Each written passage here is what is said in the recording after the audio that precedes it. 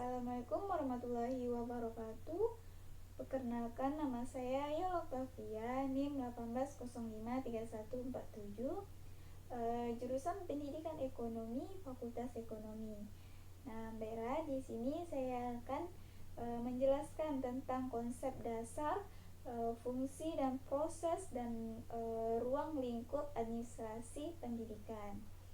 Nah, yang pertama kita masuk ke pengertian administrasi pendidikan.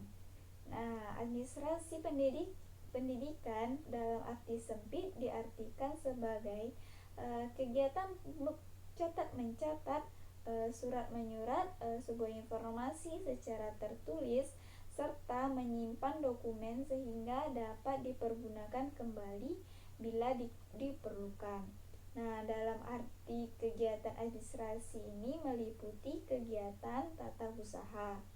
Nah, sedangkan dalam arti luas, administrasi ini menyangkut kegiatan manajemen atau mengelola terhadap keseluruhan komponen organisasi untuk mewujudkan tujuan atau program organisasi. Nah, sedangkan administrasi pendidikan merupakan perpaduan dari kata administrasi dan pendidikan. Nah, pada hakikatnya administrasi pendidikan adalah penerapan ilmu administrasi dalam dunia pendidikan atau dalam pembinaan, mengembangkan dan mengendalikan usaha praktek-praktek pendidikan. Nah, kita masuk ke tujuan administrasi pendidikan.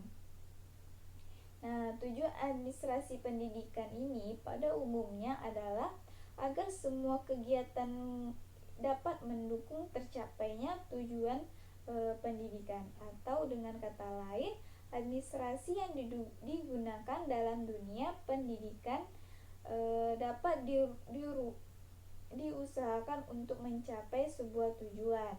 Nah, ada 4 tujuan administrasi, yaitu yang pertama efektivitas produksi, efisiensi, kemampuan menyesuaikan diri, dan yang keempat yaitu kemampuan kerja. Nah, dari keempat tujuan tersebut digunakan sebagai kriteria untuk menentukan keberhasilan dalam menyelenggarakan sekolah. Nah, adapun sebagai contoh seperti sekolah yang mempunyai fungsi untuk mencapai efektivitas produksi, yaitu dapat menghasilkan lulusan yang sesuai dengan tuntutan kurikulum. Nah, kita masuk ke fungsi atau proses administrasi pendidikan. Nah, fungsi administrasi pendidikan yang pertama, fungsi perencanaan. Nah, dalam proses perencanaan sekolah harus dilaksanakan secara kolaboratif.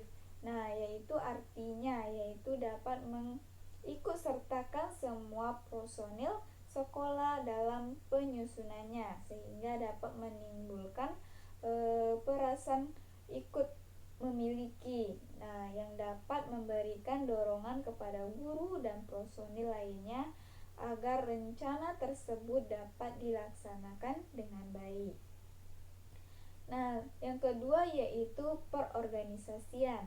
Nah, perorganisasian ini di sekolah dapat didefinisikan sebagai keseluruhan proses pengaturan kekuasaan, wewenang pekerjaan, tanggung jawab, dan dari personil sekolah yang mempunyai tata hubungan satu sama lain.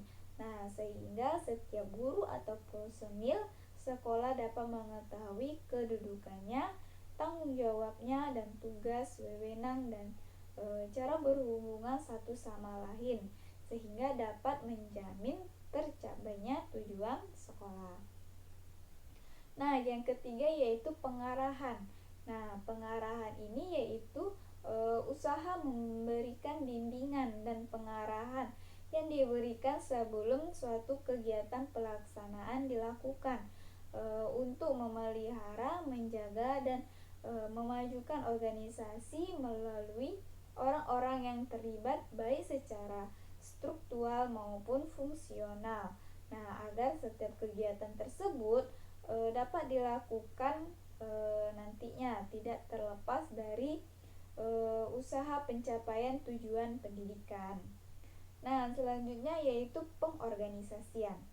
Nah, pengorganisasian di sekolah dapat diartikan sebagai usaha untuk mengatur pendidikan kegiatan dari berbagai individu atau unit kerja sekolah agar pelaksanaan kegiatan berjalan selaras dengan kebutuhan anggota atau unit kerja lainnya. Nah, dalam usaha untuk mencapai tujuan sekolah tersebut. Nah, selanjutnya yaitu pengawasan. Nah, dalam pengawasan ini yaitu kegiatan untuk mengukur tingkat efektivitas kegiatan-kegiatan kerja yang sudah dilaksanakan dan tingkat efisiennya menggunakan komponen pendidikan lain dalam usaha untuk mencapai tujuan pendidikan. Nah, kita masuk ke ruang lingkup administrasi pendidikan.